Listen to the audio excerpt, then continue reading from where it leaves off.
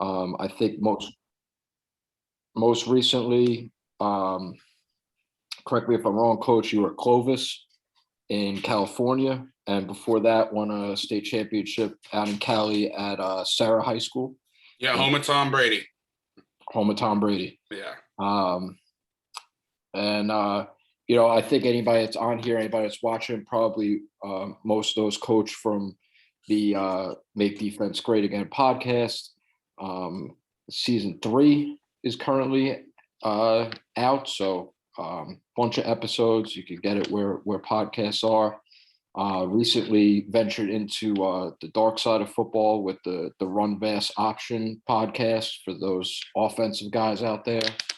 And then in the chat, I just threw Coach's link tree. So pretty much anywhere where you get football media, YouTube, podcasts, Google, whatever it may be, you could probably Google Coach Vass and 900 things will pop up with different places he's been, things he's done, all kinds of stuff. So if you click that link, there's a bunch of them there, a bunch of ways to support Coach for, kind of as a thank you for coming on as well.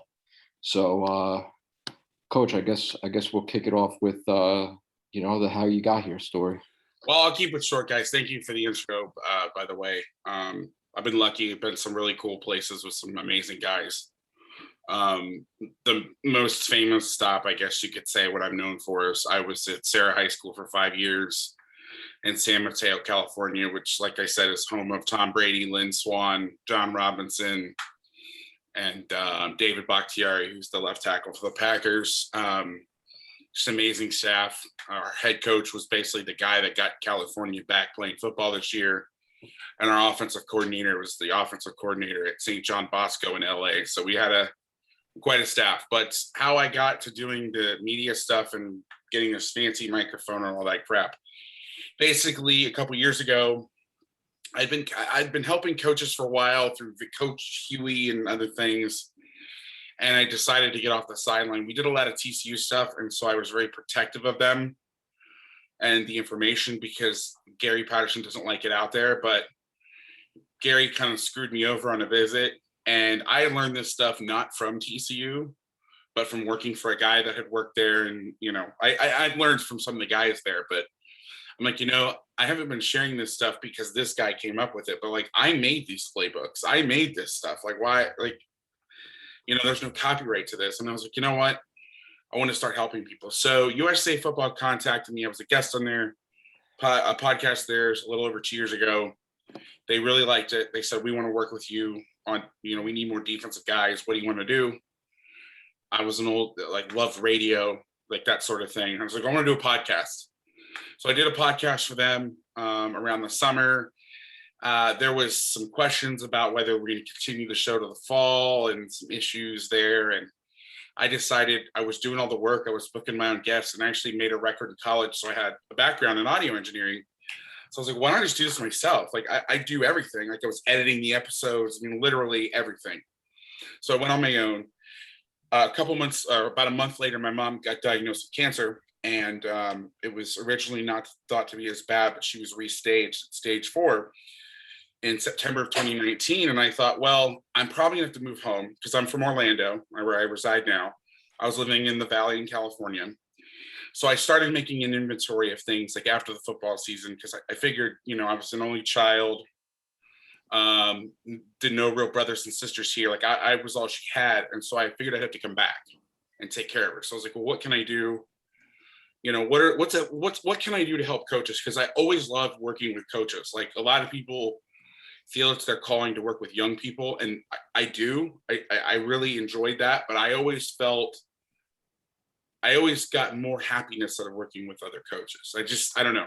Everybody's different, and so I made like the short list of stuff that I could just do to get by. Just how can I move home, take care of my mom, still put food on the table, and just make it. Well, as the season went on, she was getting better, and then she had a stroke in mid-December, and then 2 weeks later passed away on Christmas morning. And I'm actually sitting right where I'm at right now is where I grew up watching like cartoons as a kid. Like this is the house I grew up in. I lived here for all my life until I went to college. And I knew I had to move home. I couldn't afford to keep it in the house and go back to California and clean it up, and it needed so much work.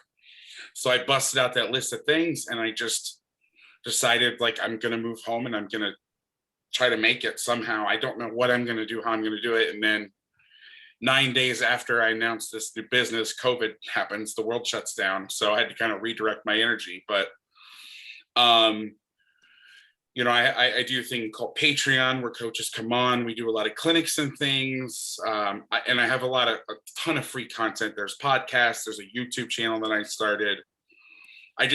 I really love doing things like this. Like, I'm honored that you asked me to be here today, and I'm not bullshitting. Like, this is not some, like, you know, corny thing. It's just to say, like, I love working and talking to coaches. That's what I live for. And I have been lucky in some of the relationship that I built. I've had some really cool things, like, you know, a coach at Tennessee that was recently let go. They were all let go. Came to my house and dropped off like 5 hard drives and said, take whatever you want. You know, I mean, so I've been lucky with that sort of thing, to have relationships, to learn. And the podcast was started as a way to be like, you know, I'm having all these great conversations with all these cool people. And I feel like selfish. Like, why am I the only one that's getting to hear this stuff? And that's really what it was, all right, well, I'm going to have these conversations and let people listen in. So if you like what you hear today, check out the Make Defense Great Again podcast. We've had, you know, Wade Phillips, Dean Pease, Bud Foster, Don Brown twice. I know he's royalty up in the Northeast. I'm blanking right now. We've had so many cool guests. Ron Roberts, Jim Leonard's going to be coming on. I mean, so, and the podcast is like, Jim Leonard sends me plays. Like, he sends me new calls and he's like, hey, what do you think about this? And I'm like, what? Like, it's just, the podcast has opened doors that is just, like, Cincinnati visited Wisconsin last week because of the podcast.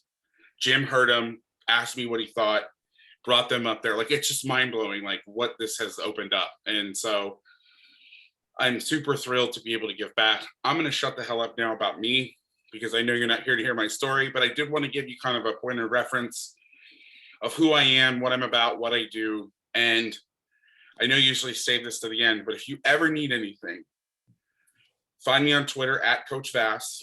It's V as in Victor, ASS, or the show's account, MDGA Podcasts. And the link tree has all this stuff, but I'll always answer questions. If I say something today that you thought was good or you thought was crappy and wanted to challenge me, tell me I'm dumb, you're more than welcome to do that as well. But I'm pretty responsive, I think, as Coach Bird can attest to. So I'm here for you guys, whatever I can do. Anyway, I know we usually do that whole thing at the end, but I wanted to get out of the way. Now it's talk some ball. And I'll be here as long as you want to have me too. I mean, you guys, I tend, if you've ever listened to the podcast, I tend to go long because I have this kind of thing about not wanting to leave anything out. So it's usually over the top, but I will try to answer every question I can. I got nothing after this, so I'll go till you guys are tired. Anyway, so the first question that was asked, you just want me to start going through the questions that you gave me to start, Coach Bird, and then we'll go from there? Yeah, sure. Okay, so the first question was, what is your favorite quarters adjustments to trips and why? And how do you manipulate that adjustment if you have an absolute stud at the single receiver side? So I'm going to share with you some stuff that I've done. And I'm also going to share stuff that I haven't done, but I think is really good. And if I was still coaching or a coordinator, I would do. Now, some people, when they listen to clinics like that, they have this weird thing with like, well, I don't want to hear it if you haven't done it. But that's my job now, is I'm literally a researcher for coaches. So kind of what I do now is I sit and study football all day, and then people come to me and they're like, okay, I don't have time to look up this stuff. So I'm going to join your thing. Tell me what I need to do. Because I have a member who, he says I'm his marriage counselor, because he said, if you didn't do the stuff I would do it, I'd be divorced because I would spend all this time. So I think there's value in sharing things that, you know, I'm not a 3-4 guy. We run some 3-4 principles, but like I know a lot of kick-ass 3-4 stuff. And just because I can't put it all in doesn't mean that you may not benefit from it. So kind of do want to say that off the bat as well. And I'll also be honest, if I don't know, if you have a question and I don't know the answer, I will find that answer for you and I will get back to you. So, so I don't have all the answers, but I will give you the best of what I got. So the first thing I'm going to talk about, this is kind of cheating. It's not technically quarters. It is, but it isn't. I will say this, in today's game, if the team is in 10 personnel, I don't think that you can play quarters with a poach adjustment on the backside or a solo adjustment where you're playing 3 vertical, unless you're in an odd front or it's an obvious passing down. But my theory, and I lived in quarters, I won a lot of games playing quarters, had a lot of success doing it. It was what we majored in. But for me, quarters on third down is 4 across man with a 4-man pass rush. And I remember seeing Justin Wilcox, head coach at Cal, at clinic back when he was at Boise, said it was like my world was shattered. But it's true. So also, we used to run the crap out of quarters, and then I saw this play. Can y'all see my screen? Yeah, Yes. you're good. And you can see my mouse. I'm really bad at talking without sharing my screen, and everybody's like, idiot, we can't see your screen. So at about 2014, I saw this play, stretch with 3 down the pipe, and it put this guy in conflict because he's supposed to be your edge fitter, as if you're in an over front, you know, you're rotating, you're putting your front strong and rotating your coverage weak. And really, anytime you're in a nickel defense, you're rotated weak, unless you're blitzing and going down to 3 strong or 3 buzz and kicking your backers weak. And I think everybody in America that ran quarters went, oh shit, we can't do that anymore. And so versus trips, like I said, the only time that we play a true quarters is if we get in our mid front, which some people call tight. So you're going 0, 4-eye, or 4-eye, 0, 4-eye with because he can be your force defender. And now you can bring this guy over more. I know there are some teams that, like TCU does it, they call it back raider, where they bring the weak safety over, bring the strong safety closer, and then move the backers weak to play quarters and poach. But I think if you want to be able to play on par downs, meaning pass and run first and second down, where there's a threat of a run, quarters is scary to me. So we play a coverage called special. Now, you may know it as stubby if you're a Bama fan, lock if you're a Venables fan, mini if you're a Dave Aranda fan. In fact, on the podcast, we always joke when I talk about the coverage, I say stubby special mini lock, because everybody has a new name. Bud Foster called it key. And what it is it's an X out coverage. So you're taking this guy and you're playing press man. If you use the term, we say man everywhere he goes. And we're basically playing 2 read over 2 and 3. Now, it doesn't exactly, the techniques aren't the same, but that's how it plays out. Meaning the strong safety is going to take vertical or 2. And if you see on anything I do, the letters SD, that means swing deep, basically has the wheel. So he's going to take the vertical of 2 unless 2 or 3 goes out. Okay. The free safety will play the vertical of 3. Now, depending on his width, a lot of times we'll play him inside. But when we talk about coverage, let me just give you this primer. We are a split safety team, not split safety coverage, but we are splitting the coverage in half. We have a read side and an away side. So, for example, when we put in special, which is what we call this coverage, we're not talking to the mic, the weak safety, or the corner. Now, you might say, well, Chris, why do you have the mic? You know, usually if you're playing like Sam, Mike, Will, or nickel defense, wouldn't you slide your mic and your Will? One thing that if you are a 4-2 or 4-1 team or a 4-3 team or whatever, I highly, highly recommend. It's one of the best things that we've done in the last couple of years. And when I say, I know I didn't coach last year, but I still help out a lot of teams. I helped out my alma mater. So when I say we do this or we've done this, I'm referring to teams I've coached up to 2019 and then teams I helped. I don't want you guys to think I'm like some fraud pretending like, because I use the present tense a lot and people are like, well, wait a minute, you're not coaching. But anyway, so that's where it makes sense. So we flip our will to trips, and why we do that is in 2016, I had a Mike linebacker named Beastie Lavulu. Beastie, he was a Polynesian kid. Now, that nickname was given to him when he was like 2. If you're gonna have the nickname Beastie, you better be a badass, right? This kid right here was stiffer than my hat band. His name was Ryan Matoso. he had the special order Nikes with the cement in them. Like he couldn't run. And you might say, well, why the hell would you move him out of the box? Well, all he had to do was really well in 3. But what would happen is when they were in 2x2, you know, and again, our Will, even though he's out of the box, people say, well, why would you put the less athletic out of the box? Well, we're not going to have him carry verticals. And if we do, he'll be in trail. So if he gets run by, it's okay because we got somebody over the top. And he's not going to take 2 on a wheel. But what happened was we had this badass Mike linebacker in the box playing zone read, and then they'd go trips, and he'd be walked out. Now Ryan would be in the box, and we're in a 5-man box. And we do a bunch of stuff in their front to combat RPOs and stuff. So and we'll get to that in a little bit if you want to talk about that. So that's why we flip our wheel to trips. Also, if you have a kid like Ryan who's just terrible, you can easily swap in a dime. And what we would do is a kid that was kind of a tweener, we would teach him how to play out of the box. Like we take our backup strong safety and put him here. And then the only thing new he had to do, because in 2x2, it's all the same coverage stuff as if he's walked out here. 3x1, all we did was tell him the wall and then what we call short wall, which means don't let him go across. Okay.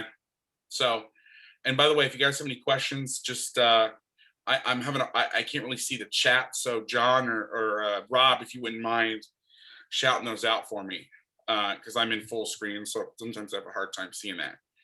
So anyway, so the corner's going to man up 1. The strong safety is going to take 2 vertical or the out of 2 and 3. Now we tell them that you're not going to pass off. You're not going to take anything past 5 yards. If this guy's not super fast or if this guy's a great athlete, you can do it deeper. But because we're a TCU 4-2-5, our strong safety is more of a hybrid safety. He's not like a corner. Like if you watch Alabama, LSU, they play multiple versions of nickel where the strong safety, what they would call nickel or star, they have a way like LSU in 2018 played a lot with what they call quarter. That guy was a safety. And then when they wanted to go nickel, they'd bring in a corner. Since this was our base, not a sub package, we played with more of a nickel guy. So this coverage could be dicey. And we have some ways to mitigate issues with verticals if we need to. But that was our number one thing. We wanted a kid that could run with the vertical too. Okay. Free safety's got vertical of 3. Now, by rule, it doesn't end up playing out a lot like this, but by rule, we tell our we teach our backers, you're a short wall, a long wall, or a VH. Okay, those are our techniques. Short wall means, or a wall means you're going to post up 10 to 12 yards, taking away quick benders, and then you're going to look for work, looking for the digs, 2 to 1. Okay. A VH means you're going to take him all the way down the field. We used to call it short wall, and wall, and kids would get confused. So that means vertical hook. So I'm going to take 2 vertical all the way down the field and in. A short wall means you are going to, anything at or under where you stand, you're going to take back. Because again, we install these coverages separate from this side to this side. Like my weak safety, he didn't know what special is. Now, maybe early in camp, we'll kind of just tell them. So in case, hey, we don't really know we're going to play kids. And this is our base trips call. Like if I have one too many Red Bulls and keel over in the sideline, our kids would know it was our base check would be what we call 4 special solid. So we're going to play palms, and then the 3x1, we were going to play special. And then I'll get to solid in a minute. Okay. But this is important. You have to have different methods to control 3 or a drive route. We're getting 3 and 2 coming back across. Now, the number one thing we do on the backside is we play solid. What does solid mean? Solid is a coverage that tells the corner you are pressed man to man on 1. Again, we're in MEG by rule. And these are camp rules. And really, our camp rules, we tell the kids, we teach you the rules. You learn rules so you know which ones to break every week. Which at first I thought that was corny as hell, but it made sense after I started learning the defense. Okay, so solid. The corner's man on 1. The linebacker in the box is man on 2. And the weak safety is free. Now, this is how we start installing. And when I mean free, I don't mean like man free, where he's going to go to the middle of the field. When we run this coverage, and really it's going to see it more when you get gun strong 3x1. Okay. We tell this guy, you are a run first defender. And then if it's pass, eyeball the quarterback, help where is needed. Well, not everybody can do that, but that's where we want to start, because if your guy can do all that, you're going to be great on defense. Okay. And when TCU installed this, they had a kid who was a badass, and he could read the quarterback's intentions. He'd look back here, he'd double over. He'd look front side, he'd look to poach or run to the middle of the field. Because again, if this guy's not a super athlete, what some people will do, and this kind of taking a step in advance, well, what routes are you going to get? Anything that you would get out of 2x2 versus palms or 2 read coverage is what you're going to get here. So a dig by 3, a post by 2. So that's the only thing that ever really hurt us in this, or a corner route by 2 if we ever got too tight. We have an adjustment off of this called stump, which tells the corner to bail, and then the strong safety would play China calls here. But that's another thing. Okay. And I'm going to spend a little time on this, because I think with the backside menu, which we'll get into in a minute, I think you pretty much take away any trips passing game and run game. That's just my opinion, though. I mean, there's not many calls I could live in one thing, especially if you've ever followed me. Like, I tend to do a lot of crap, but I could live in this. And so I think it's important to talk about this stuff. So that's by rule what we're going to do. Now, if this kid's not a gold-nutted stud, then you'll end up having to tag and tell him what to do. Now, I'm different in the sense that the cool thing to do right now is to one word everything. One word your defenses, cut down the verbiage because of the spread, blah, blah, blah. I don't believe in that. And why is because the hardest part of teaching kids is memorization. So we call defense like an offense. We're going to tag like an offense. Like when Bama does this, they call this Meg and cone. And then if they want the corner to play outside and double, or if this concept about help where needed, they call Meg. If they want to double, that's cone. Well, what the hell does that mean? Like that's not intuitive. But so what we do is then on the first day, we teach the solid menu, which is this. We're going to start with solid. Again, we're going to see how good this kid is, how intuitive and instinctive he is. Now, that's hard in the fall because we didn't have pads in California, so you really wouldn't get a feel for the run stuff. But we'll see in the passing game where he's at, okay? Also, he is a B-gap defender on the run. So he's going to play run first. Remember, run first, unless tagged, and then read the quarterback. Now, how do you combat different things that you're going to see out of trips? And to me, being a defensive coordinator is like being a doctor, not in terms of importance, but you got to diagnose problems and have solutions to them. So this guy is a badass, okay? And he likes to run in breaking routes. We would call special solid out, which means the corner is going to play outside press, and he's going to funnel him in. So if it's pass, instead of looking front side and looking at the quarterback, I'm looking back over here. If he likes to run fades and it's a longer yardage situation, we could call special solid double, which for us, we would play this like 2-man. So now the corner's going to play inside trail, and the safety's going to come over the top. Okay? I mentioned earlier, we played a team that they put their best kid here. So we would call special, and they were throwing posts. We called special solid deep. What did that mean? That still means I'm still reading run. And we always tell our weak safety, DGTYK. It's the number one rule the safeties know. Don't go till you know. So if it's run, I'm going to hang and then play when needed, because that's going to take a while for that ball to get there. If it's pass, I'm now going to turn and I'm going to sprint to the middle of the field.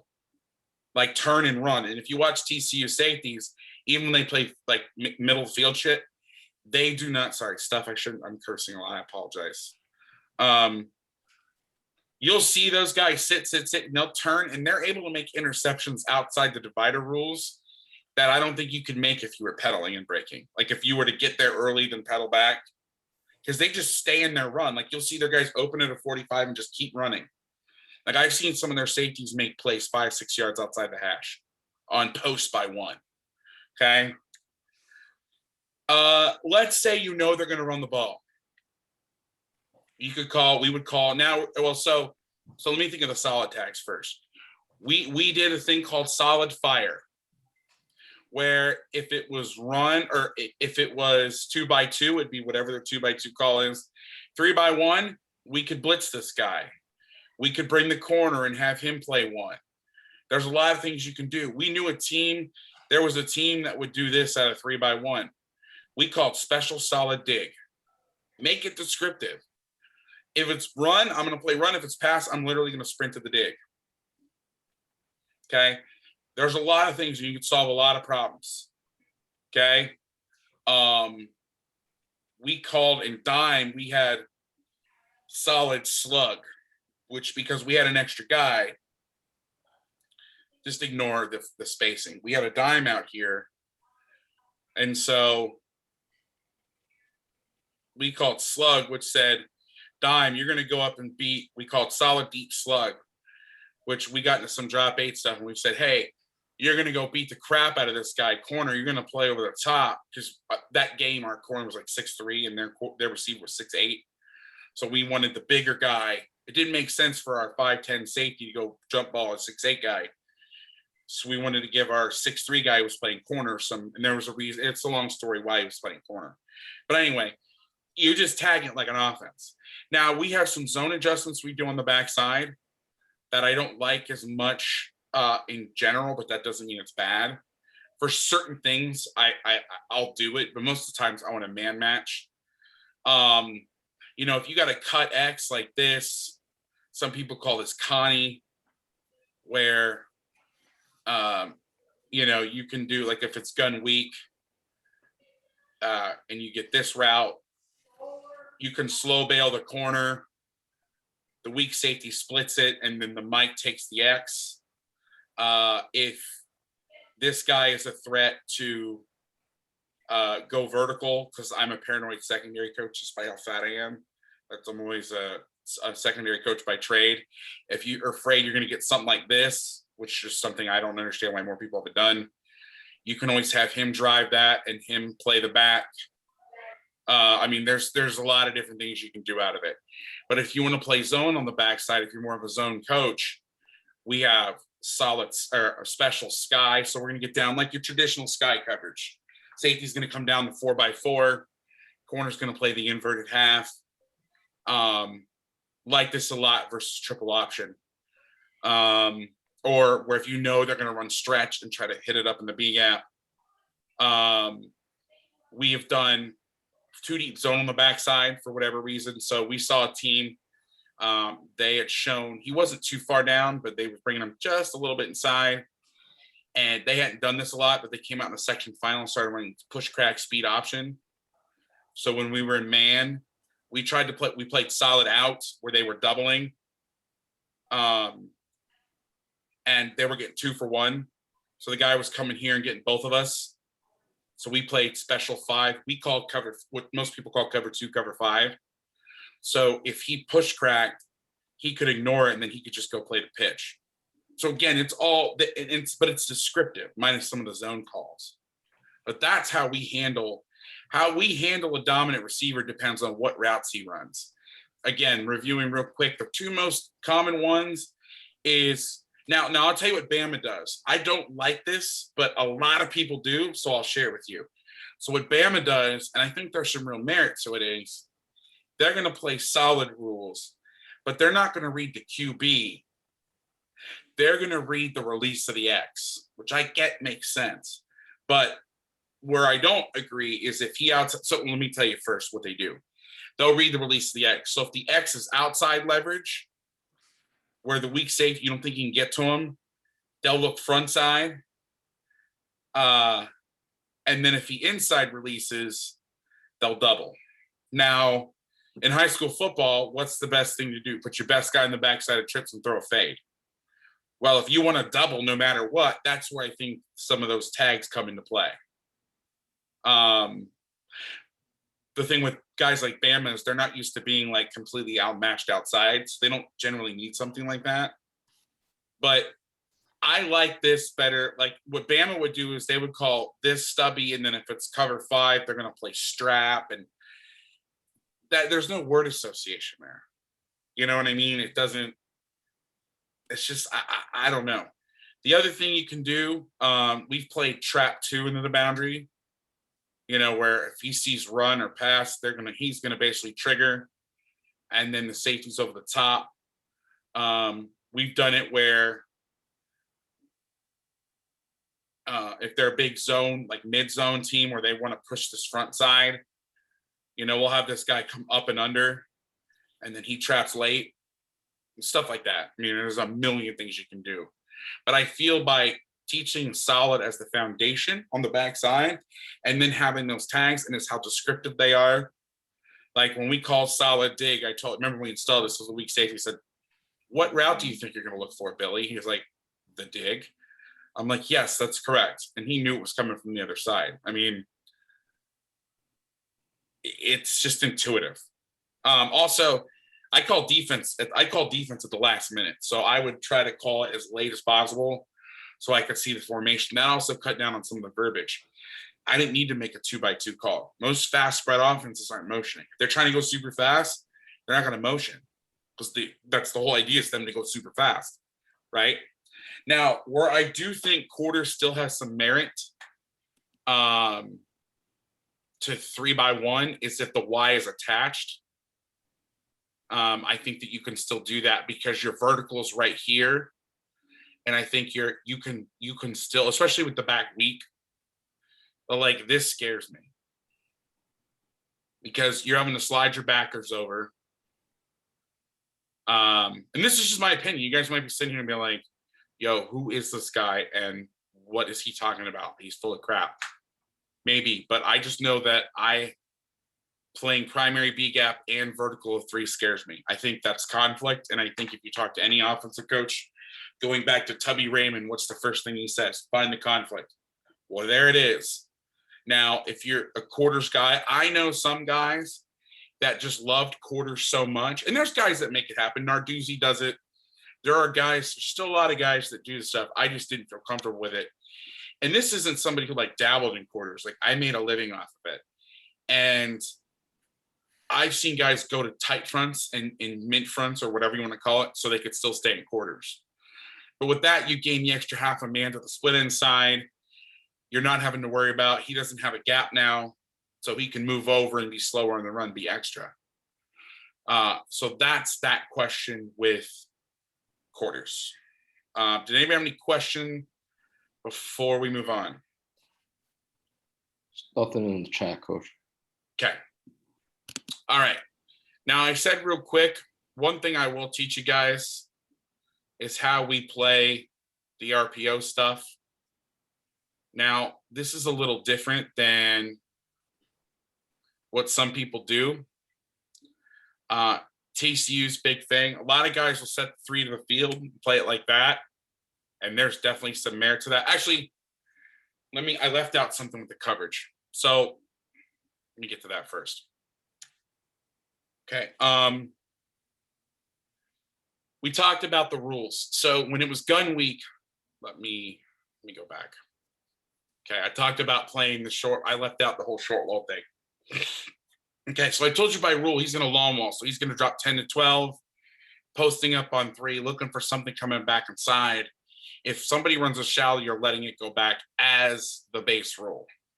However, if we're going to play man on the backside, we now have to short wall, meaning if something comes out or under where the will linebacker stands, he has to take it back because they can drain out the mic with the flare out.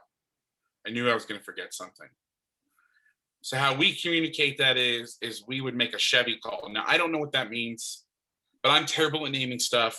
And the TCU guys had it. We already had it in the system. I didn't have to think of a new name. So you call whatever you want, shorty, whatever. But anytime the mic is in man on the back, okay, anytime he's in man,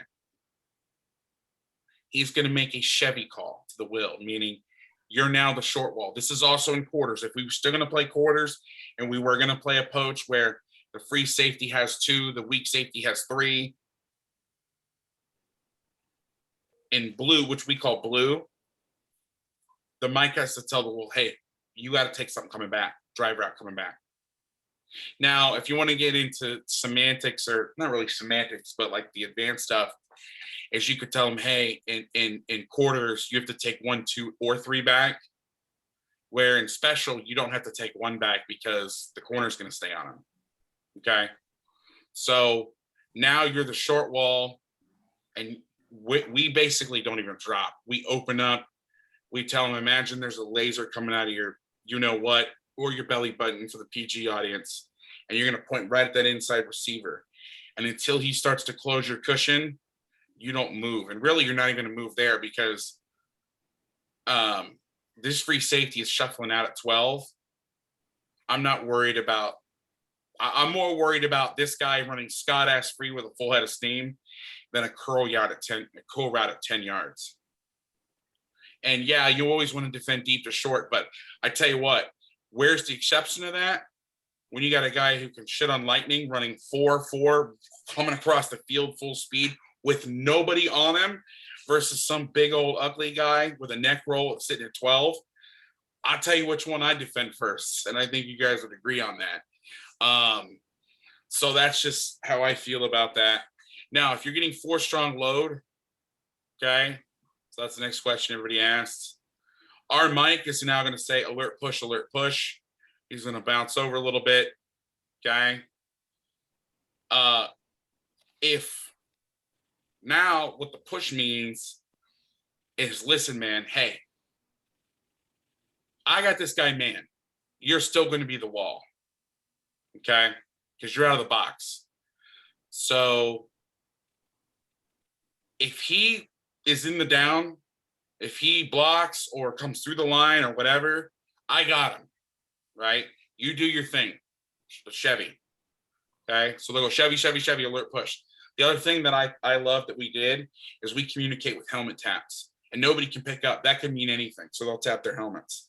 So if a teammate is looking at or something, they will tap their helmet. So on film, I can say, you got the call. And it's the same thing, like if we make smash or China calls, like if the corner, if the number 1 runs a hitch and he's supposed to bail, we tell them, you haven't made a China or smash call unless you've pointed. I don't want to hear I made the call, because most kids aren't going to just point. They're going to, they go together. So that's the way for us to say that you did the communication. So Chevy, Chevy, Chevy, alert, push, meaning this guy does not flare. You do your thing. I got him. We're good. Okay. If he does flare, we are going to push through. You will leverage the back. Notice this says swing deep of 2 or 3. So he ain't going to take 4 out. Now, if something goes back inside, they'll exchange. But if you get 4 verts, that's a terrible route. That is also a terrible route. Whatever. If you get this, then he's got to stay on that. He would work to that. This guy may be out over here. He may be helping out over there. You can't assume anything. Now the will leverage 3 out, or the new 4, really. Okay. If you get 4x1 drive, now the strong safety, he goes inside. Now I will take him. Now what we do is, this mic now becomes the wall. So he now pushes, he takes 4, coming back, and the will leverage. He'll actually end up rolling underneath that dig. Does that make sense?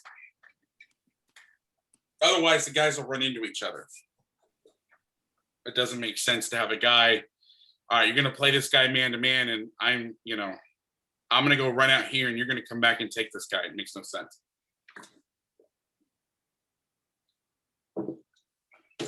All right, next thing with this real quick.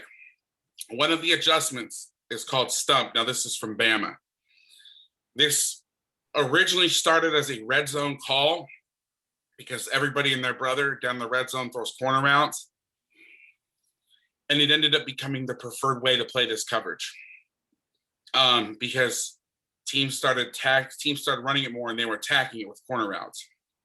So now what's going to happen is the only difference is the corner's going to bail with depth. And then the strong safety will do exactly what he did. But if he gets a China call, I'm going to go play it, and then I'm going to go play the corner route. Now, Bama and company, and anytime I say Bama, I'm referring to Tennessee, Georgia, Muschamp, any of those guys that work for him, and really a lot of people that have studied the defense. They play their guys square with their outside foot up, and they scooch back and then open. We don't, because remember, this guy's a strong safety. So if you ever watch TCU play, and you see all of a sudden their guys turn their back to the sideline for the last second, that's that coverage. Well, because my back is to the sideline, it's hard. Now, if we're playing a team and they have a very high likelihood, and by high likelihood, I mean they're going to do it. You know they're going to do it. We'll tell our guys, hey, you square up. You don't have to turn your back to the sideline. But again, we have a hybrid here. He is not a corner. Now, if you want to put a quarter in there, you can play it more straight up. But then I would say, it's harder to get back out here to these China routes. It's easy to be with our back to the sideline and just head whip it this way than being square and then turning and then running that way, which I also know is not a popular opinion, but it's what's worked for me. I think I got everything with that coverage. And also, I'm going to be doing some point of YouTube. This is one thing I always get asked about. So I may be putting up on YouTube and have some film attached to it and all that good stuff. All right. Now let's go. Also, I'll say this. I've done multiple things on how to double a star receiver. If you go on Google and you type in Blitzology, so Blitz, OLOGY, fast, there will be an article I did on the state championship game when we played a 6'8" receiver. And we played a coverage called one double jersey number. It's what Belichick has used it was the game plan that he used to beat. And I know this may be close to some of y'all, so I apologize. But when we played the Bills, beat him in Super Bowl 25, and he's used it against everybody and their brother. And then I did a video on his 5-0 package on YouTube. It's part 2, which talks about the coverage package, and there's some clips of their 2018 playoff run where basically it looks like 2-man, but the side that they're doubling, they will bracket that side, and then the other safety will play the middle of the field. That's one. If I know I got to double somebody and it's a passing down and they move around, if they don't move around, then it's easy. Like, Jim Leonard we were talking, they played Wake Forest and they wanted to double their slot receiver because he ran a lot of option routes. Well, he was in the field slot every time. So you just call 3 bucks. You don't need to adjust the coverage because you know where he's going to be. You know what I mean? Other things that we like to do, and I know this isn't exactly the question, but just throwing it out there because it's a fascinating topic, is we played a coverage called Blue 5-Star, which meant if they were moving a guy in 2x2 a lot, we play quarters away from the star guy in 2-deep zone, but man match principles over their star guy. Meaning if they ran 2 verts to that side, we had 3 over 2 deep. So anyway, just some random thoughts. All right, let's talk about the run game real quick. So again, there's a way that you can do this by setting the 3 to the field, sitting and having the end, playing the B gap, play solid, get in here, and you're fine.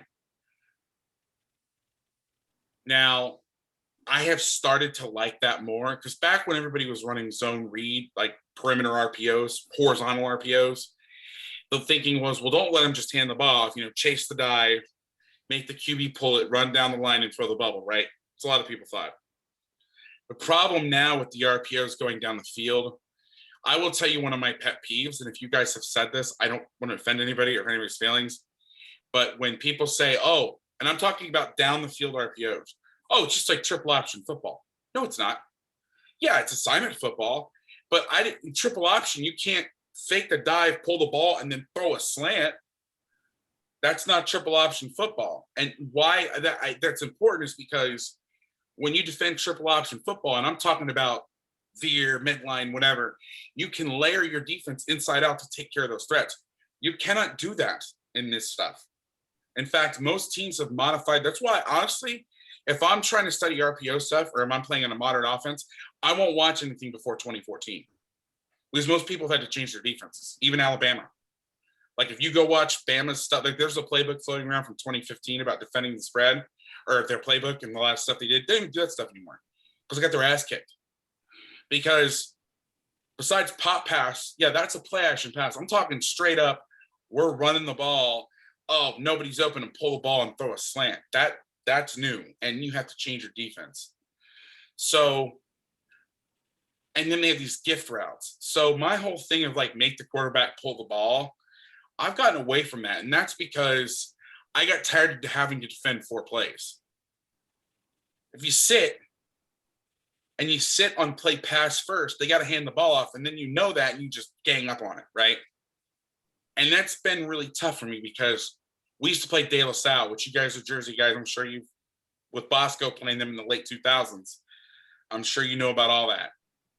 We had to play them every year to start the year. And so I was always, and I'm a Miami guy. I mean, the whole black down, step down, spill the ball, that came from Jimmy Johnson. I mean, it's in my blood.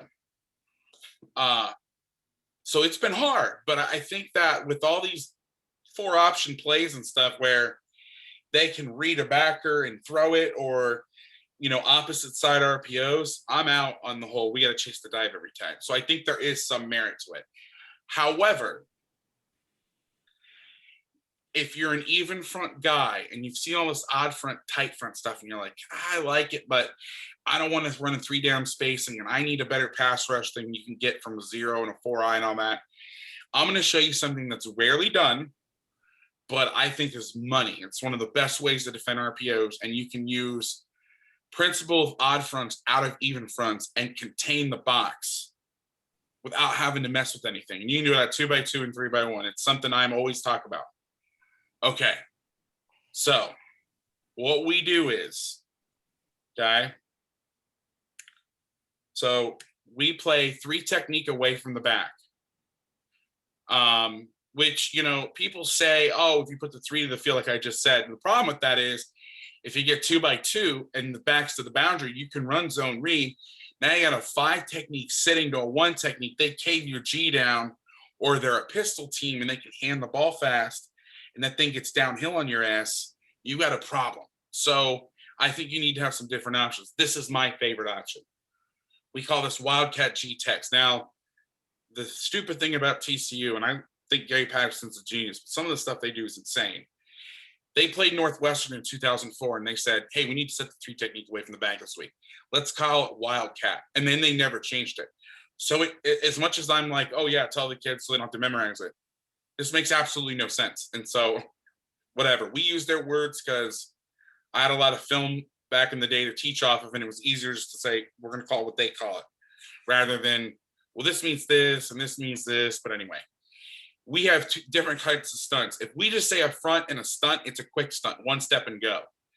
If we call Cobra, some people call it jet or green or whatever, then it's more of a pass rush twist. Okay. So what we're going to do is we're going to set the 3 technique away from the back. Okay. We are going to tell this guy to get vertical. So if you get stretch or anything, he should be able to contain through the B gap. Okay. Our nose is going to put nose in the gap, and he's going to attack the gap. Okay. If you're going to, let's say zone. So let's go back to zone. Okay. Let's say we're getting zone lock with stick. Right. Let's just talk about this play right here. And we'll even do a gift route over here, whatever the hell you want to call it. Okay. This nose is going to read the center. If he stays on me, I'm attacking the gap. And if he stays on me, I'm going to play my gap. And then you'll see what will happen in a minute. If he tries and climbs right now, we're going to backdoor and play both A gaps, take both A gaps away, which you can do. Now, this Mike is going to know that if he slips up here, I got to be ready to fall back because he's going to high wall my ass, and he should be playing this and making this thing cut back here anyway, right? Okay. What the defensive end is going to do is he's going to take one step and he's going to play through the A gap on a twist.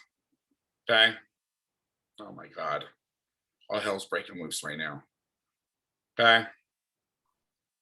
Now, me and you talking, I can tell it like this, but I wouldn't teach it like this. If the back has, now some people read the block. I don't want to do that. I want to read the path of the back. So a lot of the times we'll stand our guys up and play outside foot up. And most people say, why would you do that? Well, because it's the same foot that's up and your hand is down. When you switch your feet, go inside foot up, now your footwork's backwards. If his shoulders are not towards the sideline, we're running this stunt and he's playing the A gap. And it's great because nobody sees him coming, ever. Okay?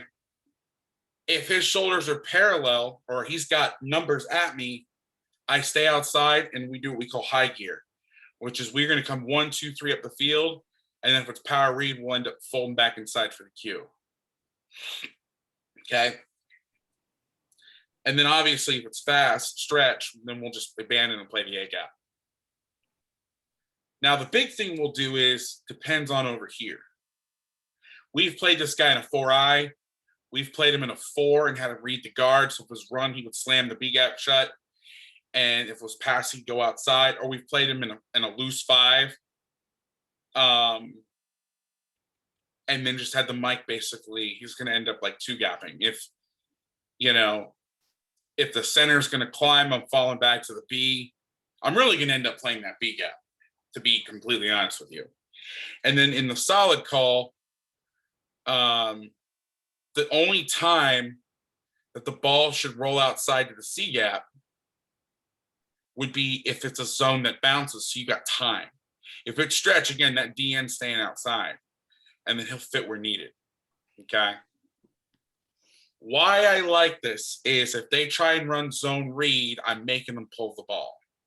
So if I want to make them pull, if I want to just hand off the ball, and I'm not worried about they don't run gun weak 2x2, and they're not gun weak 3x1. It's not an RPO formation. It is, but it's not.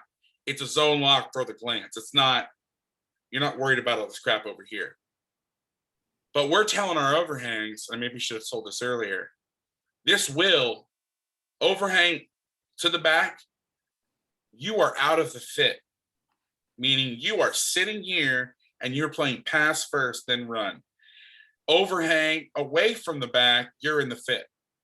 Now, if they're a pistol team, you're like, well, what if they're a pistol team? If they're in a pistol team, I wouldn't run this call.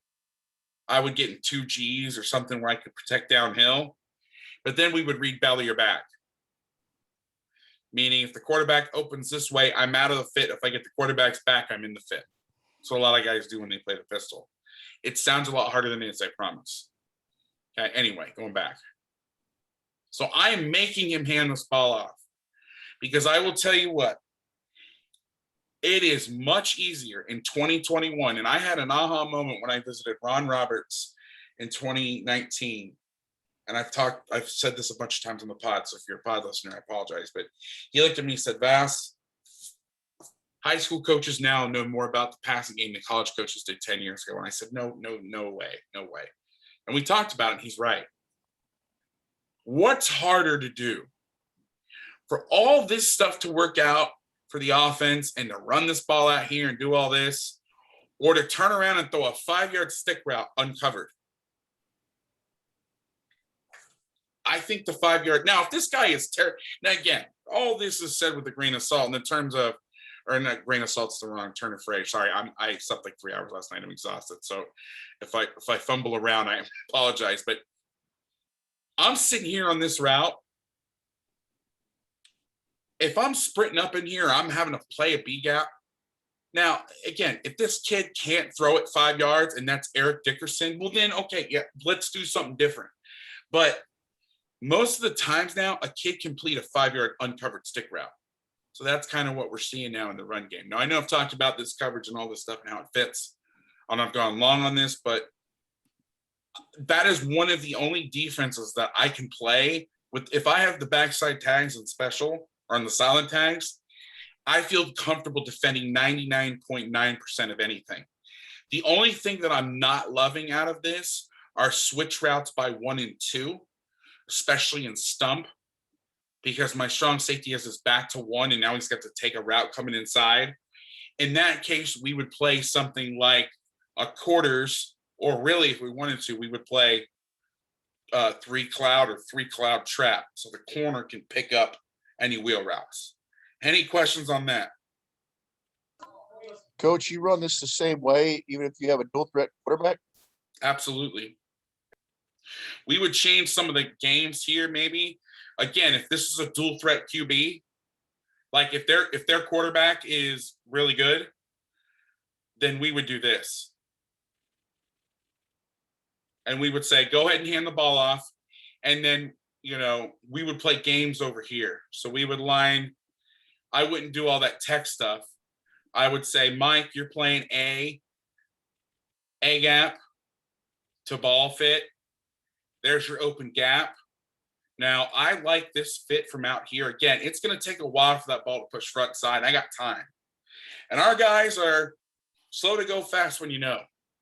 So how do you take away a dual threat quarterback? You sit, you make him hand the ball off, you sit on the route. He can't run. Now, if they're going to start doing quarterback power and power read, it's a little different. But if you're talking like the zone game and all that, make them hand it off. And that's the great thing is everybody knows we are making them hand the ball off. And I would say this, on the back end, I would maybe even have a call to your weak safety like, hey, we're making them pull it. Or, hey, we're making them hand it, be ready to go. I mean, they should be able to do that anyway, but it doesn't hurt to cheat. But now you're sitting on, instead of them pulling out here and throwing bubbles or throwing glances, you're sitting on the easy throw. You're making them run the ball, and you know where they're going to run the ball. And then if all else fails, and they don't flop read, meaning they're not opening up this way, this side, throwing glances, and hey, the back is away from me, you can always get in the sky coverage and just get this guy down there.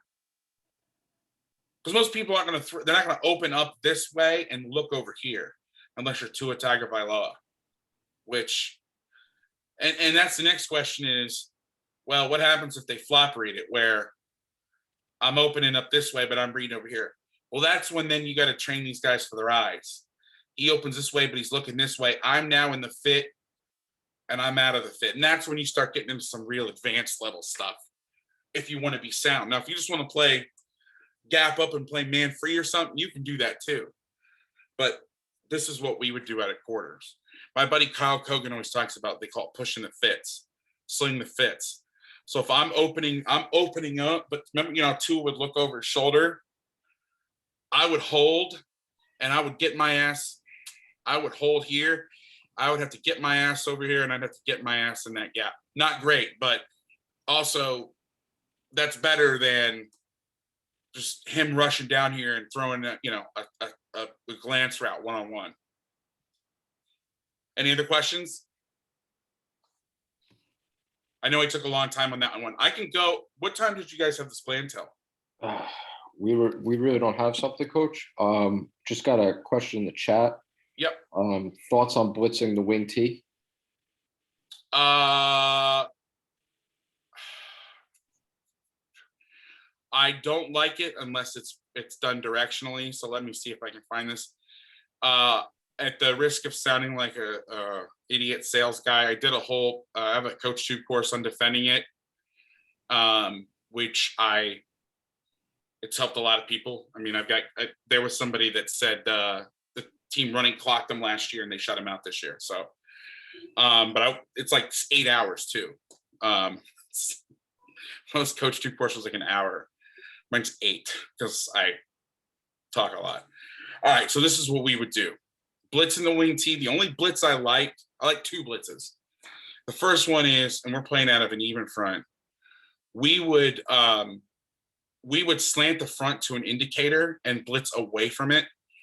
I don't like blitzing into plays. I like blitzing into stretch. I like blitzing into zone plays.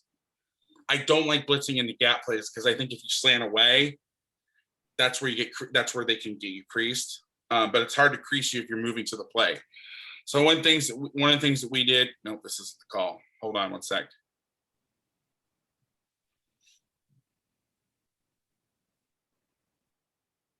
Actually, it was the call. I'm sorry. Let me go back. Okay, so we would slant to the indicator, and you could we would slant this guy, and this guy, and bring it off the backside. We could either anchor this guy down or slant him. That's your preference. And then we're blitzing off the backside. We're playing the old Virginia Tech robber coverage over here, and then man over here. So the tricky part would be the will has to take the fullback on waggle. Now, one thing most people would say is, ooh, I don't like slanting away from what could be guard trap. Our D linemen, and this is very important, are taught day one to cross face on back and pulls. So literally the first block that these guys learn are doubles. Well, besides like base and drive, the base drive, whatever. Our nose learns doubles, and then back and pull, we are crossing face. So we should be able to play the trap and make it wind back. And I have a ton of video on this. But that's what I'm liking now. If the guy motions this way, then we're slanting back this way, and we're coming off the backside. What we're doing is we're getting our 3 technique to the point of attack. We're trying to overplay where the 3 is. That's my favorite one. And then the other one that we did that was a way to accelerate. One of the things that we did a lot of is we spill all down blocks. So even when we're playing Robert coverage, if they run buck and the wing blocks down, we are knifing in and spilling. I think that's the secret of defending the wing T, in my opinion. But one thing that we would do is just to, like, if this guy was having trouble with the reads, is we would play what we called 0 bar, which just meant our weak side guys were going to be we called our band and our rover, our strong and our weak. So we'd have the backers would take the backs, the free safety would take 2, the corner would take 1, corner takes 1. And what we would do is we would blitz to the indicator now, but we're not going to full line slant. We'll fire the end inside off the ass of the tackle and bring him, but we don't want to. I've watched too many teams run off tackle away from slanting guys, and it scares the shit out of me. So we would come down and spill this, and then if they motion, now we're coming from this side. The only thing is we don't run the stinger path. We don't spill the ball versus a 2-man surface. 3-man surface, we spill 2-man. Because we got nobody to come over the top here. So that's really the only things that I really liked out of the wing T. I can go till 9 if you guys want to go till 9. You can always record it and give it out. If not, cut me off. I'm acting like I'm the scheduler here, but I can go till 9 if you want. Do you want me to keep going on this list of questions you gave me? It'll be, the other ones will be much quicker.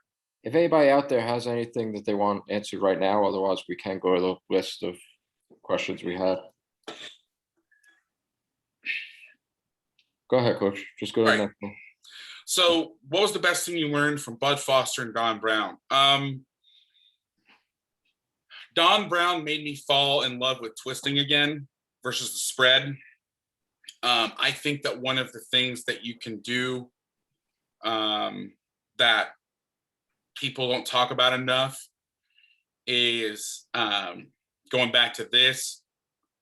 The weak point of the zone is the B gap away from it. I think that's where you can make a lot of money. And so it's actually Don Brown inspired me via third party. So I went to Georgia and I watched their man free series. So they did a lot of this. I'm sorry guys, ignore all the writing and stuff, just pretend that's not there. So they're playing man free and they had a whole twist series. And Saban, one of his job, I believe, was after the Browns. He was the head coach of Michigan State. Before the Browns, he was George Pearl was his defensive coordinator, the stunt 4-3 guy. And so you see a lot of that. One of their calls is called Okie Rack Tom, which is this. And then the key to the blitz is you want to blitz, start blitzing inside and then loop tight outside, but contain. And the reason is a lot of these spread teams, Jesus, come on, Huddle. I mean, I love Huddle. I'm sponsored by Huddle. Cut that part, please. One of the things that if you walk out and go like this, teams will tear out to it and they can pick it up easily. So the key to the blitz was to do this, to start to come at it and then loop around. We actually had a fumble on a zone read when we did it to the back. And the quarterback saw the end knife inside and the backers start to come up. And he must have had the salivating. And then we did peekaboo and he went, oh shit, and just dropped the ball. But puncturing the B gap away from the run in zone games really. So I went to Georgia. I picked this up. They have some other ones they call Rack Chucky, and they do it without the twist.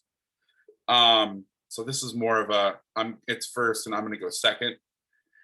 But I'm sitting there talking to them and it's like, yeah, this is North Carolina's number one pressure. And then I talked to some guys in North Carolina and it all basically went back to Don Brown and all his twisting and stuff. I think if it's done right and it's done under, it's done smart and you're doing it with a purpose, I think it's really good. I think it has some advantages to figure out ways to puncture that B gap, whether it's just, one thing that Georgia does that, again, it's Michigan does this too, is they'll do stuff like this.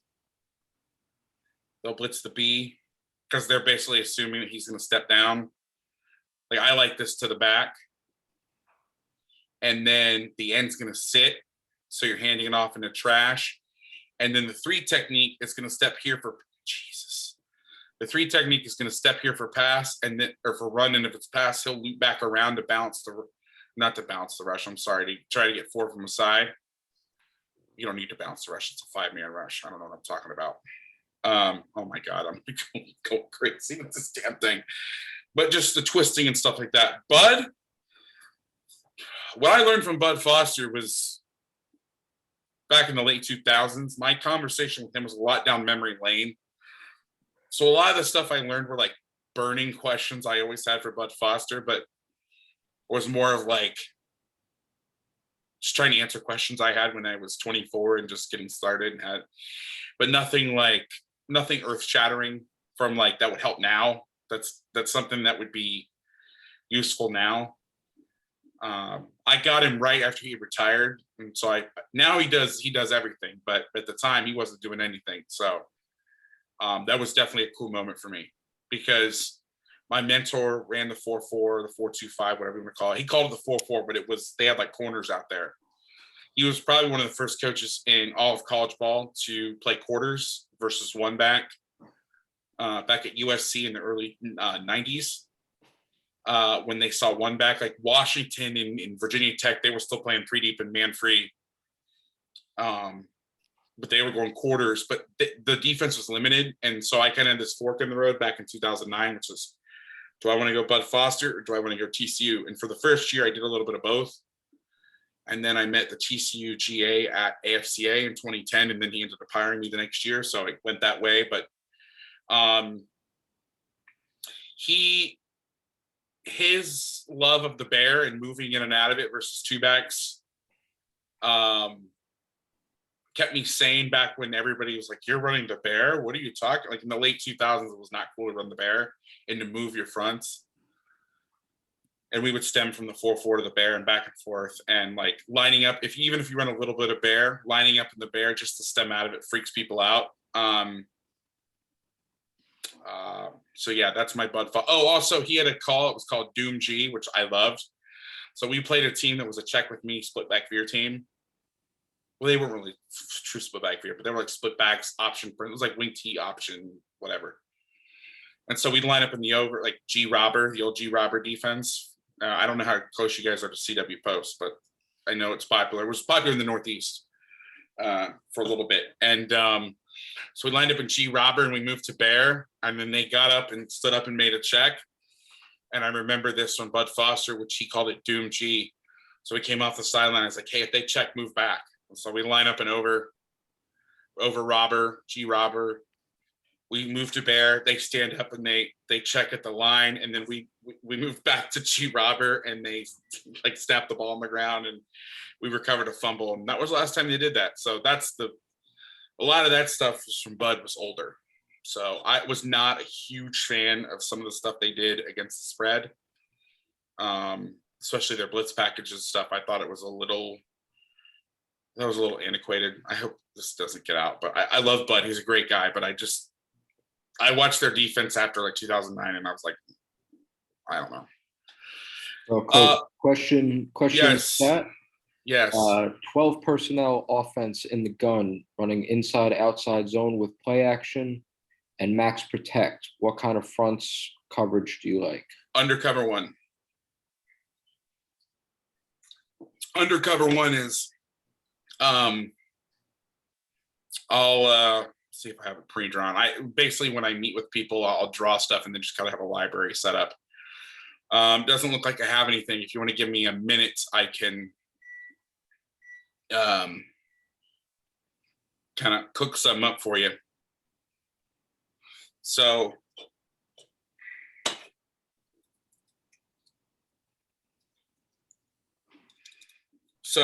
what I struggle with this, we saw, Coach, can you give me the formations? Are we talking ace, balance 2x2? Are we talking about a pair of tight ends with twins to the other side? Are we talking about nub tight end and a tight end receiver to the other side? Like what formations? I got the chat open, so if you do answer, I will see it.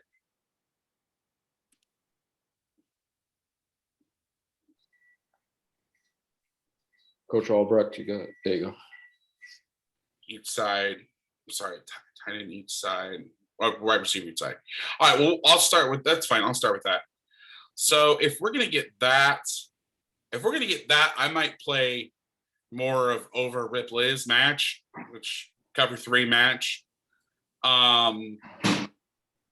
which is kind of similar. I mean, what's an over front?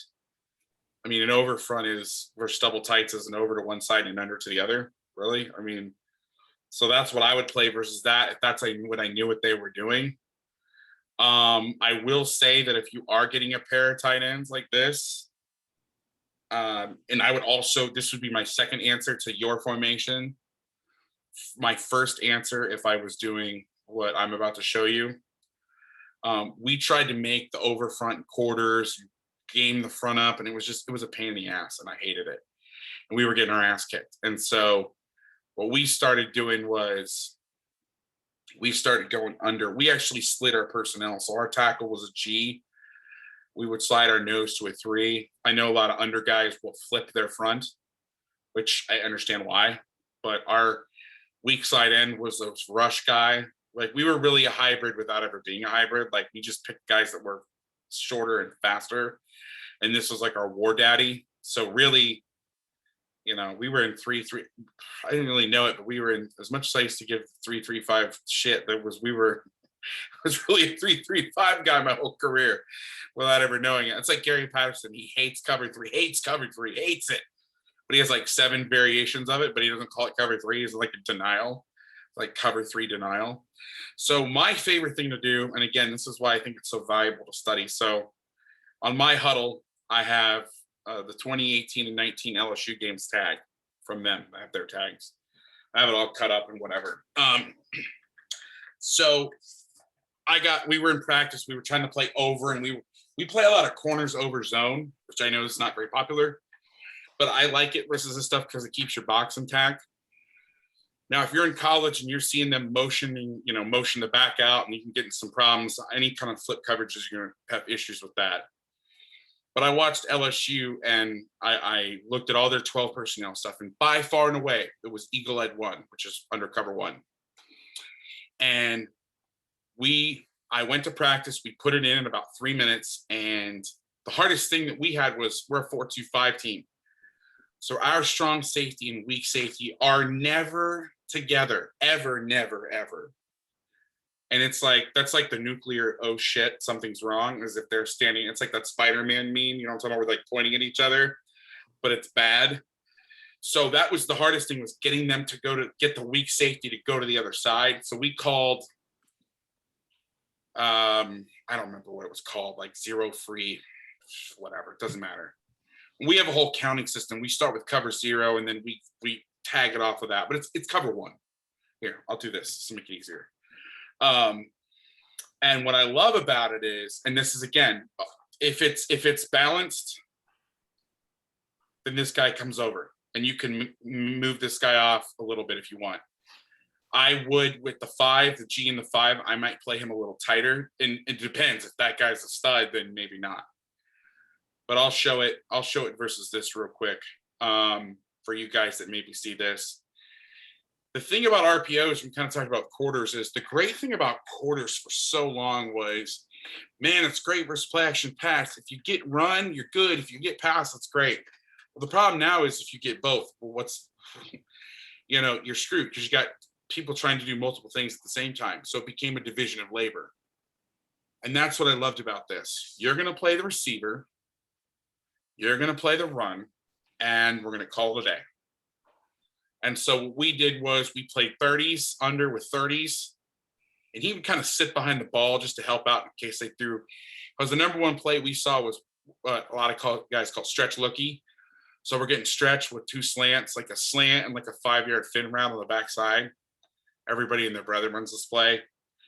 So we played the corner outside because man free, middle of the field closed, you had to play divider rules. But we basically just taught this kid how to undercut, that if he got one step inside, he could undercut because he's outside the divider. But he had to make sure they weren't doing some sort of double move. And we ate it up. So, you're playing aggressive gap defense. The strong safety has the tight end. His fit is his coverage, which is great. Weak safety at 3x3. You're the force player. Your fit is your coverage. We would these guys already knew how to rat, and it was easy as hell. Set it and forget it. And then, like I said, if it's cover one, if it's balanced cover one, or balanced cover one, I'm an idiot. It was balanced 2x2. The corner goes back over. The safety goes back over. I'd play him in a 6 technique because that's what we're used to playing. On the weak side, you could back this guy off a little bit if you wanted to. I wouldn't go more than 2x2 or play Rippler's match. That's what I would do. If you wanted to get 2 true overhangs, that's what I would do. And on the weak side, where I might change this up, and again, we would play shade or G depending on the tendencies, but definitely versus a 3-man surface, we would we call it check loose. So we would do this. It would go G and 7. I just want to make that point because I don't believe I covered that. Then I would definitely move this guy off. But if you really just wanted to play a true under, like say you're an under team and you're like, well, shit, we do 1, 5, and 9. Let's keep it because we're used to that. Perfect. Then do that. That's my answer. So, Coach, in Jersey, we don't get spring ball. So a lot of us are coming up on install and, starting the season and stuff. Mm-hmm. What about considerations for install?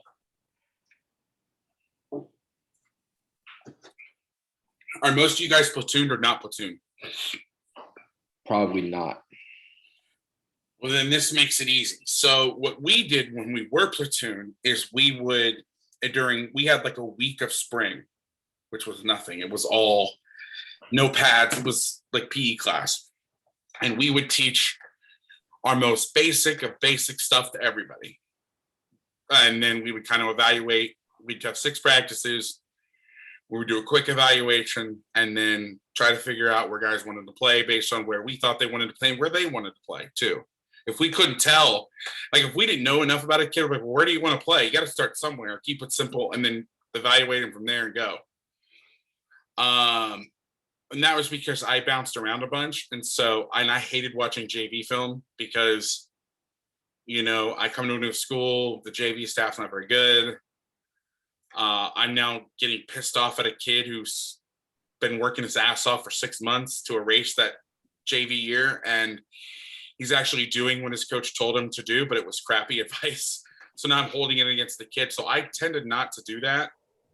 But I would pick the most, when we installed, we picked the stuff that was the most diverse to start off with. We always went hardest first. And we trusted the process, which I know has become a nauseating cliche, but it's true. You know, we trusted the process that by the first week in the fall, we would get enough in. And that's why, going back to the whole special thing, we taught the long wall first, because that was the first coverage we were going to use to teach the long wall. Yeah, we ended up playing short wall. Well, we already taught short wall when we taught our quarters coverage.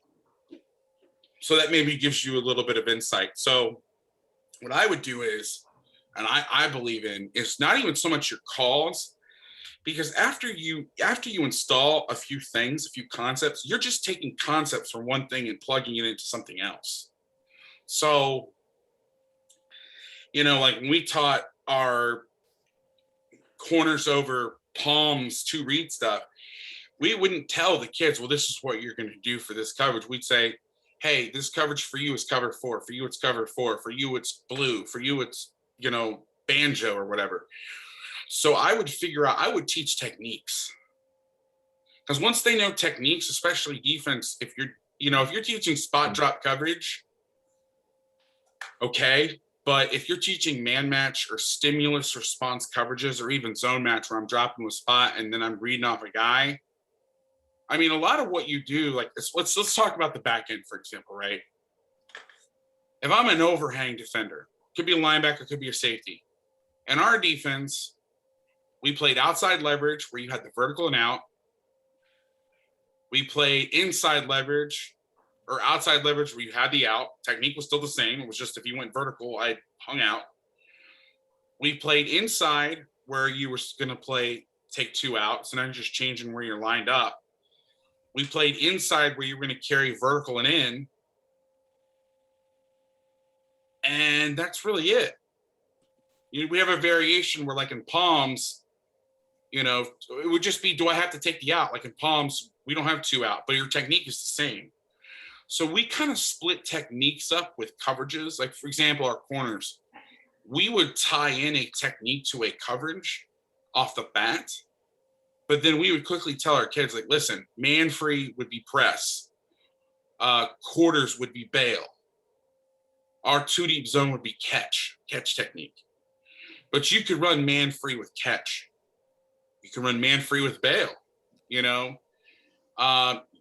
You could mix it up. Hell, one of the best red zone calls we had was play quarters with catch corners.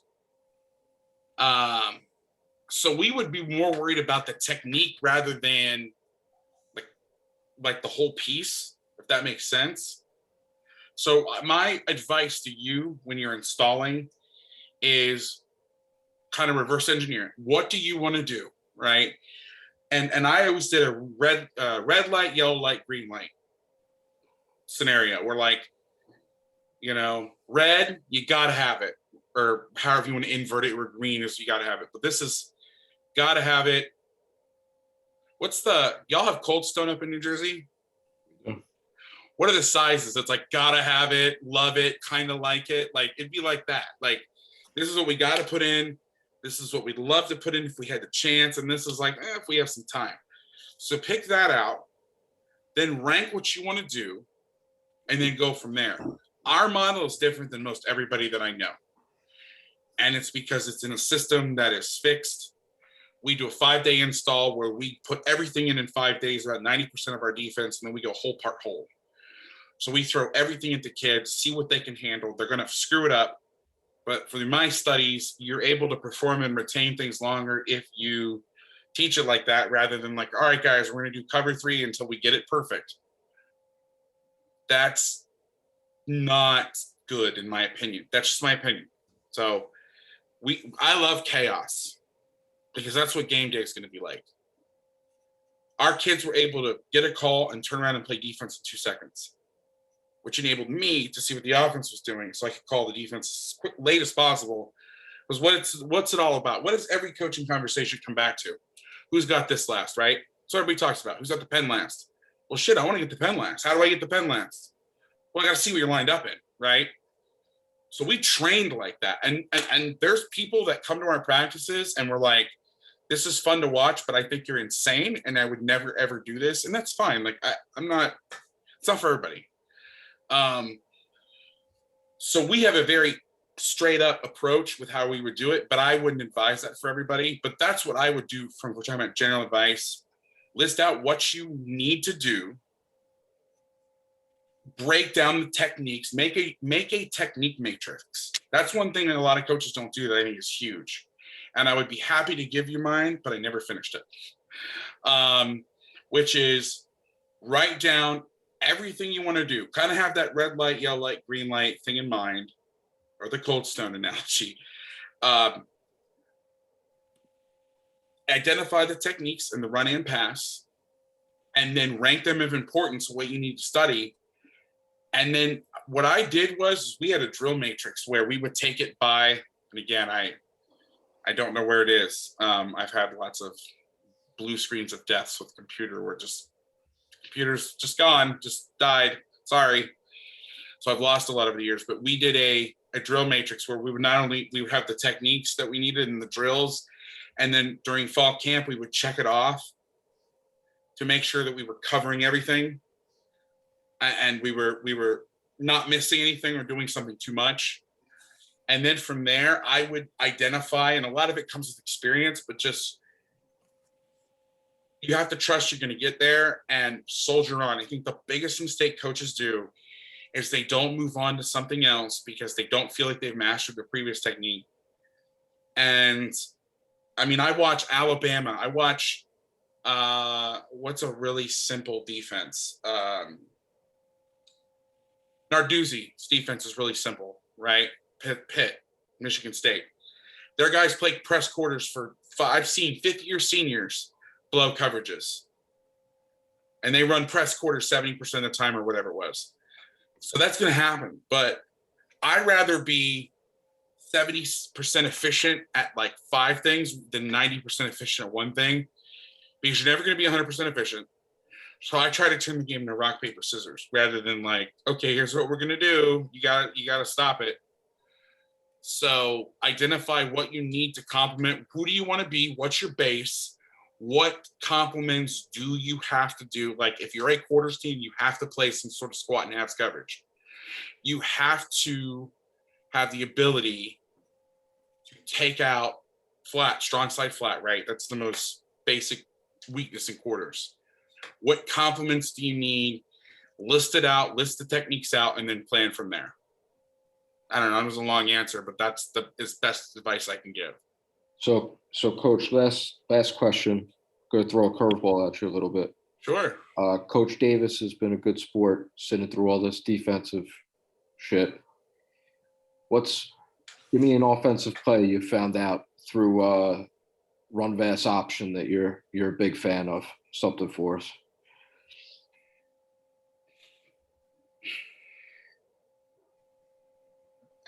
That's tough. I'll tell you what, I don't know if I could give you one, but I'll tell you, if you're looking for something, Coach, do you have an option background? Coach Davis? No. Do you have a wing T background anywhere? Only in college. Because what Coastal Carolina is doing in the run game is pretty awesome.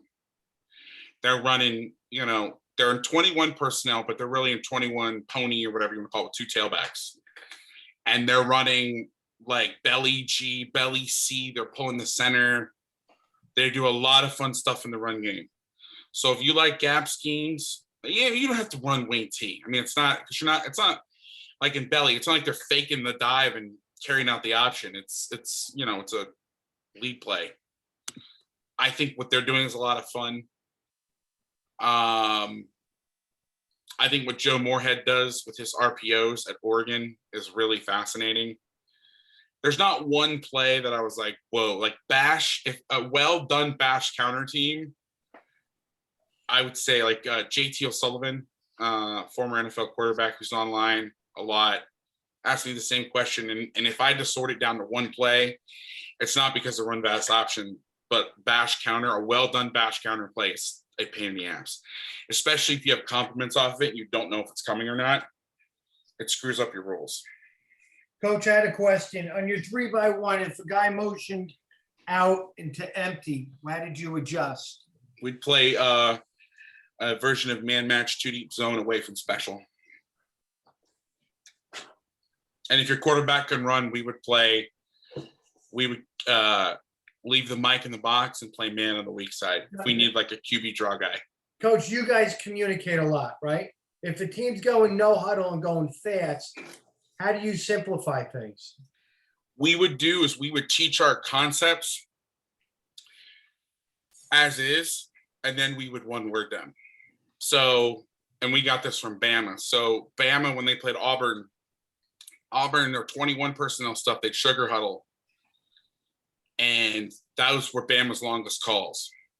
You know, base week 7, adjusted bag slot, whatever. So they would teach the call and then shorten it. So it was an abbreviation rather than a memorization. So for example, Georgia, their number one call that Bama puts in every year, that Georgia puts in every year, is base strong 3-auto check. Let's try that again. Base strong 3-auto check dot mod.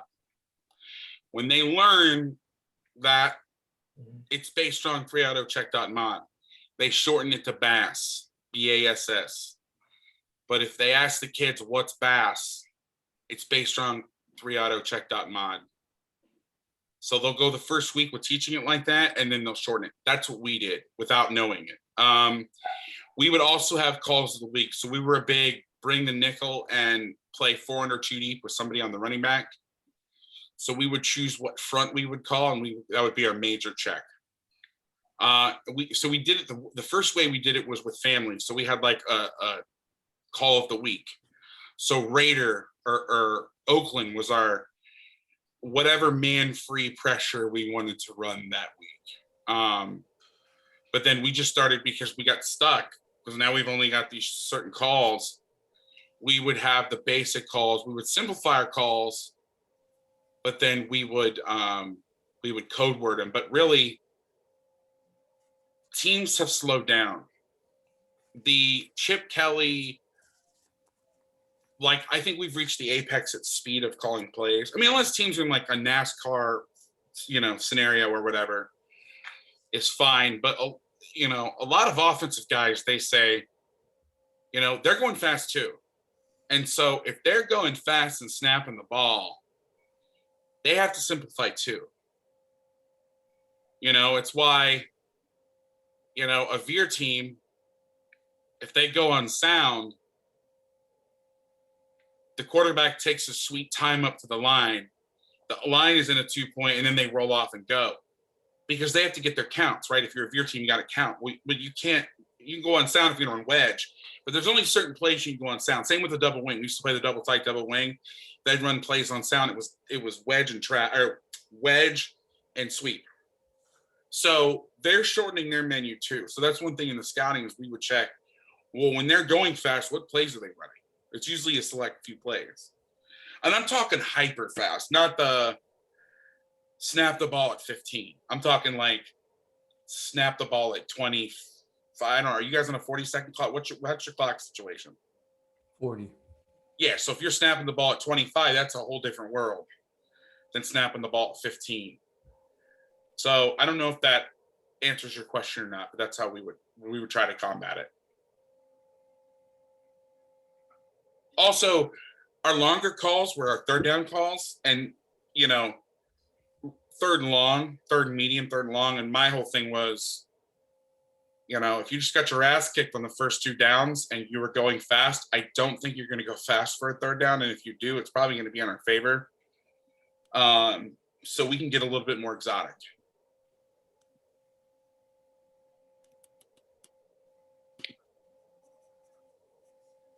Cool. Coach Davis, Yes, Coach. do I wrap it up? Yeah, I'm good. That was good. Very informative. Coach, thank you so much for being on. Guys that are still on in the chat, the first thing is going to be Coach's link tree to all his other endeavors. And like Coach said, I got in touch with him just by reaching out on Twitter. So Yeah. sure he would be equally as generous to all you guys. So Yeah, and real quick, if you don't mind. So I do some one-on-one consulting, which is a lot of fun because it enables me to talk about stuff that I can't necessarily get on a podcast and talk about. I also, the big thing that I do in my main business, I have a Patreon. It's patreon.com/Coach Vass. And what's cool about Patreon is it gives coaches a menu of things that they want to learn. So I have guys that come on, they do it's like $5 a month. They get like bonus podcasts. And then I have different tiers. One tier is like we bring on a big coach every month. So we've had Jim Leonard, Wade Phillips, Ron Roberts, Patrick Toney. And then in season, we do weekly webinars on Sunday night. So if you have game planning questions, we all kind of get on and talk through things. I have clinic notes. We do write-ups on like Don Brown's defense, for example. We I post a bunch of stuff on there, and then I have a package that is all college film. I've got 900. I have a Tuttle account. It's going to go up to 1,200 hours, but I just had a birdie drop off Alabama's video playbook. That's like 200 hours worth of film. So I've got if you want to learn Clemson, Georgia, LSU, Nate Woody stuff, Bama. If you're like, I want to learn this stuff, but I don't know where to start, all the stuff is cut up in their language by category. So it'll say like sub 5-man pressures, sub hot pressures, whatever. I've got pretty much every major college game will be uploaded by Monday night of the week before, the weekend prior. I had like the national championship game that night. So if you're a big film guy, if you like all of it, there's packages for guys that want to do consulting and built in. We've got a really cool community in the Discord channel. Guys can share things behind closed doors that they can't necessarily be like, hey, we're thinking about doing this next week, out in public. So built a community in there. So that's really the main thing I do. The rest of the stuff's on there. You can check out the website. There's a few blog posts.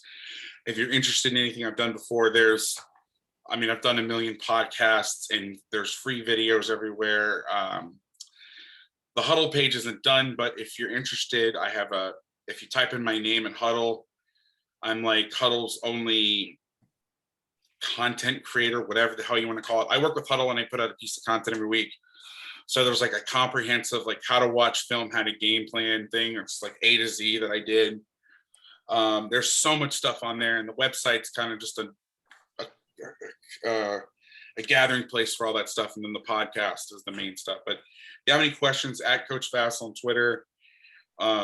If you follow me on the show's account at MDGA Podcast, I will follow you back. And anytime you have any questions, it may take a day, but I will get back to you. And if I can be of service to anybody for anything at all, please don't hesitate to reach out. I love talking to coaches. And to be honest with you, when life was at its darkest point, the coaches saved me. A couple coaches, we did a GoFundMe for my mom's bill.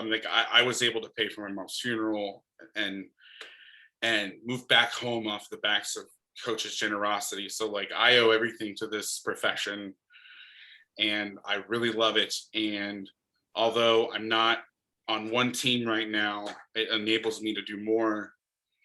And I just love the coaching community. And seriously, if there's anything I can ever do for you, please reach out.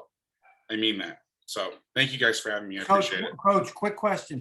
When Yes, you sir. say reach out to you, do you have to be following me too so we can message each other? Yeah. So if you follow me on the Make Defense Great Again podcast, MDGA podcast? MDGA podcast, I'll follow you right back.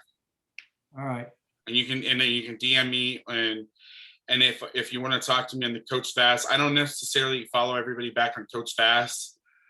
because I tend to get some weird, like if you're a coach and I look like a coach, I'll follow you back most of the time, but sometimes I get some weird shit. So I don't always follow back, but, or on my website, there's a contact me. I mean, there's a lot of different ways you can reach out, and I'll be here for you. So Okay. if there's anything that I said tonight that you liked or you wanted clarification on, or you know, like I said, like with the special thing, I'm going to be doing I think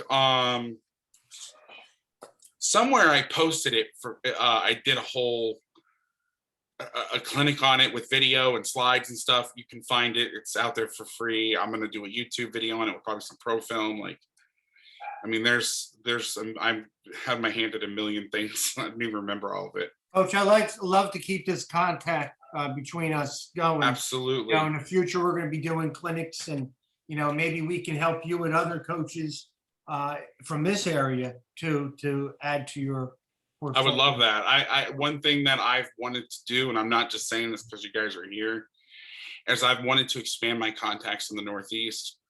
You know, specifically, you know, Pennsylvania, New York, New Jersey, Connecticut. I got a lot of friends in the South, a lot of friends in Florida, a lot of friends in California. Mm-hmm. I feel that probably the most underrepresented part of the pod. We've had Jerry Gordon on from Cape Cod. I'm supposed to have, oh God, what's his Dan? Is Dan Marangi still coaching up there? He used to be at Don Bosco. He's at he's at one of Bosco's rivals now. He was supposed to come on the podcast, but I'd love that. I mean, if there's a speaker that you guys have in the area that you'd be like, hey, he'd be great on the podcast, hit me up. I mean, I've had coaches with like 2A programs that have like 800 kids in the school, and I've interviewed Super Bowl winners. Like we do all different things. We even had offensive guys on the defensive podcast. How about that? Yeah. Not great, but no, I'm just kidding. It was a lot of fun, but yeah, I love this, and I appreciate you guys having me on and sticking it out. I know sometimes the stuff can drone on and on and on, but there's so many details that I don't want to miss. And I know it's going to be recorded, so some guys, you know, if it's like, okay, I zoned out, I've had a long day, at least you can go back and watch. But anyway, I appreciate it, guys. Thank you, Thanks, Coach. Thanks, guys. Coach. Thanks, John.